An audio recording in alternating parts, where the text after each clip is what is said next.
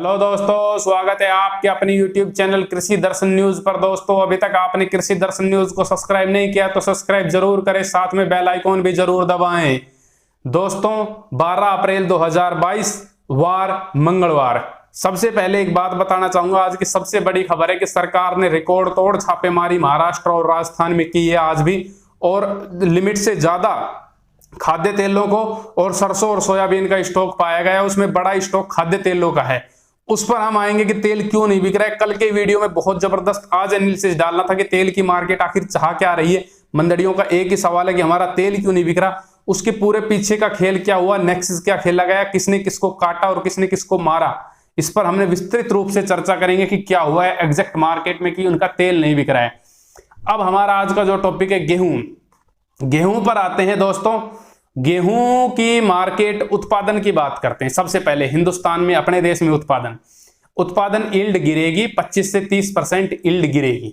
जो बारिश हुई उसका जो फायदा हुआ, अंत होते होते जो गर्मी पड़ी, जो हीट पड़ी, उससे बहुत असर पड़ा है। और गेहूं को जिसे कहते हैं भाग गए, या मतलब वो भागना ही बोलते हैं हमारी साइड, तो वो भाग गए मतलब, तो वो एकदम से सूख गए और एकदम से लावणी आ गए, जिसकी वजह से ये प्रोडक्शन यील्ड गिरा है। ये भी उन क्षेत्रों की बात है जहां पे नहरें और जहां पे धान उगाई जाती है, जहां पे मॉइस्चर और क्षेत्रों के मुकाबले ज्यादा है। खासकर उत्तर प्रदेश और हरियाणा और पंजाब के क्षेत्रों की बात कर रहा हूं, जहां पे नहरों का जाल है, एक मकड़ जाल है, उस क्षेत्र की मैं बात कर रहा हूं। अब आते हैं दोस्तों दुनिया के हालात पर चर्चा करें। तो दोस्तों, दुनिया के हालात में मैं आपको फिर बार बार बोल रहा हूं कि दुनिया के हालात सामान्य है। एक यूक्रेन मार्केट से आउट हुआ है, रसिया आउट नहीं हुआ है। रसिया का तेल भी बिक रहा है, रसिया की गैस भी बिक रही है, रसिया का कोल भी बिक रहा है, रसिया का गोल्ड भी बिक रहा है। तो रसिया का गेहूं भी बिकेगा जब रसिया चाहेगा, और वो जिस दिन चाहेगा उस दिन माल भी बेचेगा। रसिया क्यों नहीं बेच रहा है? रसिया चाहता है कि मैं माल नहीं बेचूंगा तो थोड़ा सा प्रेशर आएगा अंतरराष्ट्रीय मार्केट में, कीमतें ऊपर आएंगी।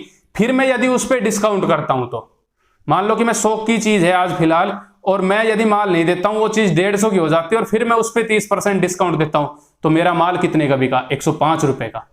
तो ये रसिया का खेल है कि मैं फिर भी नेट गेन में ही रहूंगा यदि मैं एक्सपोर्ट करता हूं।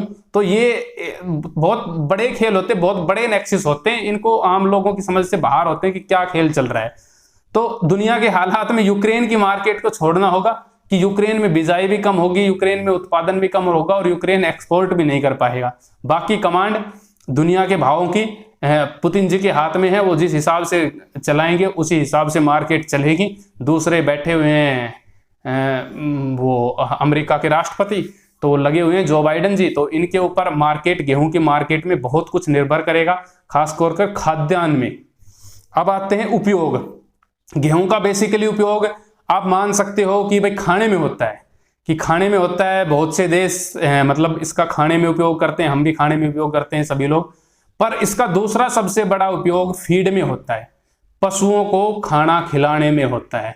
और इस समय जो इसके पीयर्स जिससे हम कंपैरिजन करते हैं, जो पशुओं को जो और खिलाया जाता है, जिसमें मक्का देख ले, बिनोड़ा देख ले, हम बाजरा देख लें या कुछ भी देख लें, सभी इससे महंगे हैं, और बाजरे में और कुछ चीजों में तो कमियां हैं। गेहूं एकदम अनुकूलित और एकदम ठंडा रखता है पशुओं को या मुर्गियों को, उससे हीट वगैरह मतलब नहीं मानता पशु, मतलब उसका मतलब उपयोग पशु को ज्यादा बेनिफिशियरी है। और वो उसके पीयर जिससे हम कंपैरिजन कर रहे हैं उनके मुकाबले में गेहूं सस्ता है।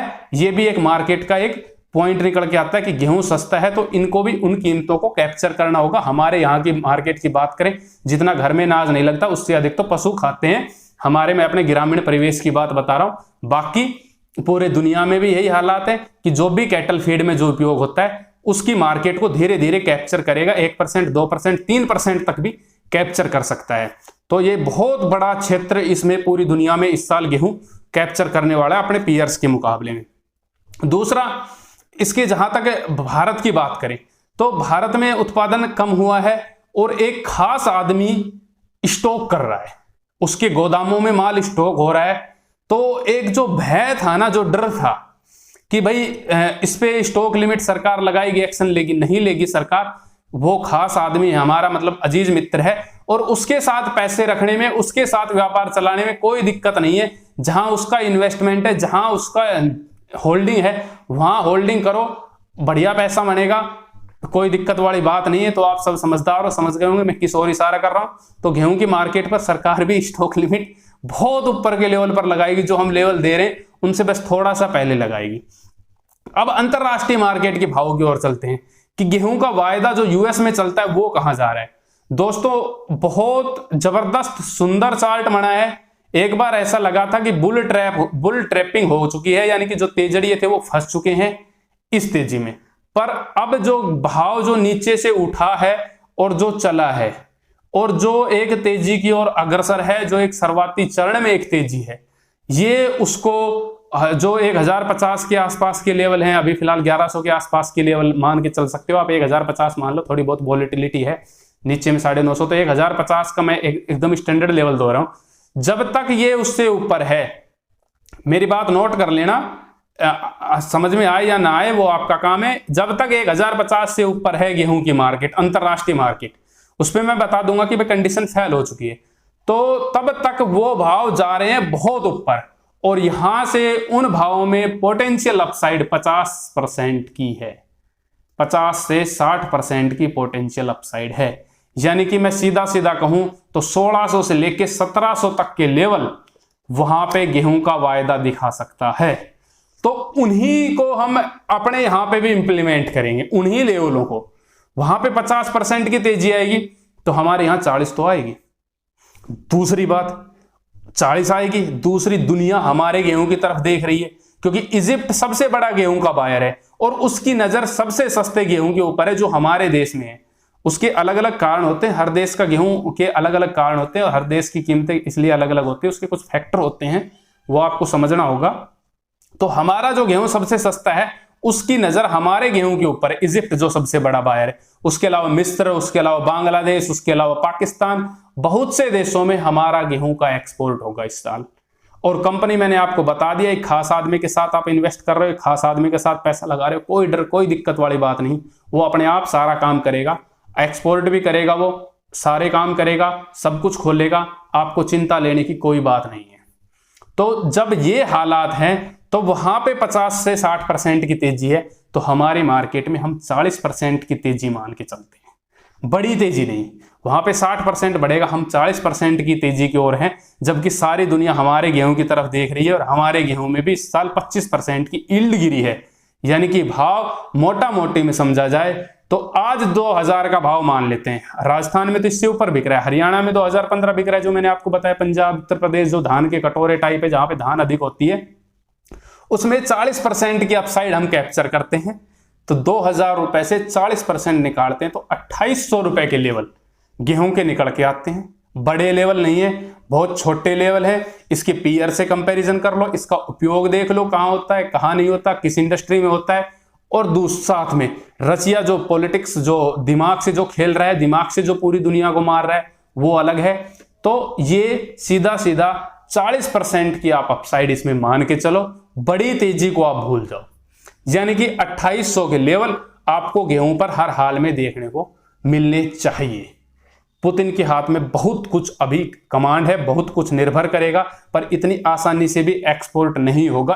खास करके मैं यूक्रेन के गेहूं की बात कर रहा हूं, इतनी आसानी से स्थिति सामान्य नहीं होगी यदि आज भी युद्ध रुक जाता है तो ये कुछ एक ऐसे फैक्टर हैं जो गेहूं की मार्केट को अपसाइड की ओर ले जा रहे हैं। बिल्कुल बेसिक फैक्टर है, बिल्कुल ग्राउंड लेवल के फैक्टर हैं।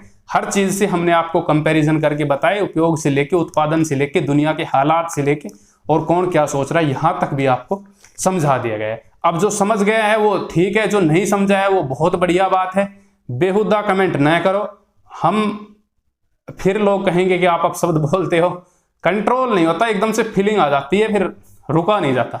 तो सब कुछ आपको समझा दिया गया है, एकदम clear and clean and clear हो। तो दोस्तों यदि फिर भी आपके कोई डाउट हो, मतलब ये मत पूछना कि जी ये तेजी कब से शुरू होगी, कब से नहीं होगी, क्योंकि हमने अब ये इस पे अभी थोड़ी सी लगाम लगा दी है, क्योंकि जब तक हमारे लेवल आ रहे हैं अप्रैल वाले, और वो आने दो फिर हम बताते हैं लोगों को। तो जब तक हम नहीं बताएंगे, पर गेहूं पे आपको एकदम क्रिस्टल और क्लियर होना पड़ेगा कि गेहूं वहां तक जा रहा है। आज के भाव की बात करें, सरसों भरतपुर 6750 है, सलोनी 7600, सलोनी कल से 50 रुपए तेज है, आदमपुर 6380, सिवानी 42 कंडीशन है, 6800, गुन्ना मंडी एमपी की 6200 से लेकर 6300, जयपुर 7100, दिल्ली 6800, जगनेर 6900, एलनाबाद 6481, रावड़ा 6480, मथुरा 6400 से लेकर 6500, कोटपुतली 6800, उसके अलावा बहरोड मंडी 6900, रेवाड़ी मंडी 6900, कोटा मंडी 6700, गंगानगर 6500 से लेकर 6800, निवाई मंडी 7125, सुमेरपुर 6870, टोंक 7050, गंगापुर 6800, हिंडौन 6843, गोविंदगढ़ 6900, पोरस 6325, बीकानेर 5900 से लेकर 6200, खेरली मंडी 6800, अलवर 6820, भरत मतलब खैरतल मंडी के भाव 6850 से 6870 रहे हैं। तो दोस्तों ये कुछ प्रमुख मंडियों के भाव थे। गेहूं के ऊपर आपको एकदम स्पष्ट और क्लियर कर दिया गया। यदि आपको हमारा वीडियो अच्छा लगा हो तो लाइक शेयर कमेंट करके जरूर बताएं। जय हिंद, जय जवान, जय किसान।